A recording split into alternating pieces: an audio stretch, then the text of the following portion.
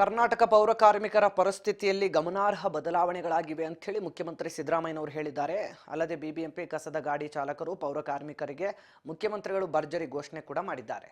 ಬೆಂಗಳೂರಿನ ಅರಮನೆ ಮೈದಾನದಲ್ಲಿ ನಡೆದ ಪೌರ ಕಾರ್ಮಿಕರ ಮಹಾಸಂಘದ 25ನೇ ವಾರ್ಷಿಕೋತ್ಸವ ಮತ್ತು ಪೌರ ಕಾರ್ಮಿಕರ ಸಮುದಾಯ ಅರಿವು ಕಾರ್ಯಕ್ರಮದಲ್ಲಿ ಮಾತನಾಡಿದ ಅವರು, ಪೌರ ಕಾರ್ಮಿಕರು ಗುತ್ತಿಗೆ ಆಧಾರದ ಮೇಲೆ ಕೆಲಸ ಮಾಡ್ತಾ ಇದ್ರು.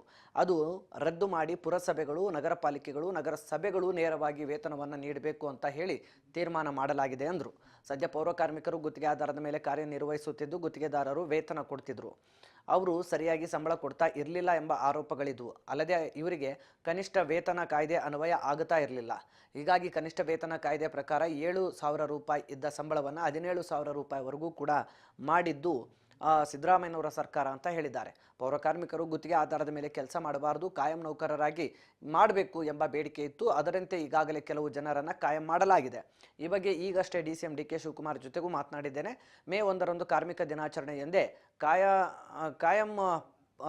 ಕಾಯಮಾತಿ ಪತ್ರವನ್ನು ಕೂಡ ವಿತರಿಸಲಾಗುತ್ತೆ ಅಂತ ಸಿಎಂ ಸಿದ್ದರಾಮಯ್ಯನವರು ಭರವಸೆ ಕೊಟ್ಟಿದ್ದಾರೆ. ಗುತ್ತಿಗೆ ಆಧಾರದ ಕೆಲಸ ಮಾಡಬಾರದು, ಕಾಯಂ ನೌಕರರಾಗಿ ಮಾಡಬೇಕು ಅಂತೇಳಿ ಬೇಡಿಕೆಯನ್ನ ನಾರಾಯಣ ಇಟ್ಟಿದ್ದಾರೆ. ಕೆಲವು ಜನರಿಗೆ ಕಾಯಂ ಆಗಿದೆ.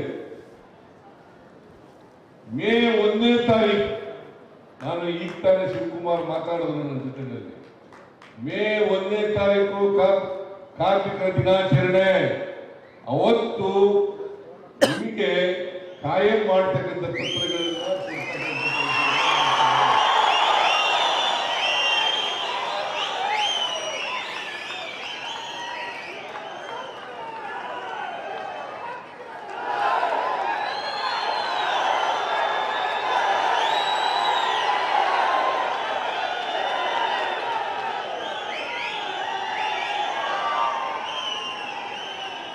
ಯಾಕಂತಂದ್ರೆ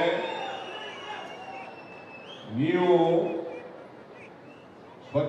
ಸ್ವಚ್ಛ ಮಾಡ್ತಕ್ಕಂಥ ಕೆಲಸ ಮಾಡ್ತಕ್ಕಂಥವ್ರು. ಗುತ್ತಿಗೆ ಆಧಾರದ ಕೆಲಸ ಮಾಡಬಾರದು, ಕಾಯಂ ನೌಕರರಾಗಿ ಮಾಡಬೇಕು ಅಂತೇಳಿ ಬೇಡಿಕೆಯನ್ನ ನಾರಾಯಣ ಇಟ್ಟಿದ್ದಾರೆ. ಕೆಲವು ಜನರಿಗೆ ಕಾಯಂ ಆಗಿದೆ. ಮೇ 1ನೇ ತಾರೀಕು ನಾನು ಈಗ ತಾನೇ ಶಿವಕುಮಾರ್ ಮಾತಾಡಿದ್ರು ನನ್ನ ಜೊತೆಯಲ್ಲಿ. ಮೇ 1ನೇ ತಾರೀಕು ಕಾರ್ಮಿಕರ ದಿನಾಚರಣೆ. ಅವತ್ತು ನಿಮಗೆ ಕಾಯಂ ಮಾಡ್ತಕ್ಕಂಥ ಪತ್ರಗಳನ್ನ